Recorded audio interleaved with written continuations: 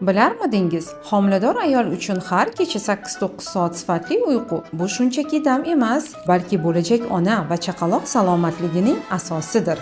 Homiladorlik davrida ayol tanasi 2 baravar yuk ostida ishlaydi. Yurak ko'p qon haydaydi, gormonal o'zgarishlar kuchayadi. Ichki a'zolar joyini o'zgartiradi. Organizm esa har kuni yangi hayotni quradi. Agar ayol yaxshi uxlamasa, qon bosimini ko'tarilishi, preeklamsiya xavfi, stress va g'am-anduh kuchayishi, immunitet pasayishi, hatto chaqaloqda past vazn yoki erta tug'ish xavfi ortadi. Uyqu bu davolovchi jarayondir. Aynan tunda tana o'zini tiklaydi, hujayralar yangilanadi va bola rivojlanishiga kerakli gormonlar ajraladi. Sifatli uyqu uchun muhim maslahatlar. Yotishdan 2 soat oldin telefon va ekranlardan uzoqlashing. Har kuni bir xil vaqtda yotishga va turishga harakat qiling. Xona tinch, qorong'i va salqin bo'lishi juda muhim. Kechki ovqat yengil va ertaroq bo'lsin.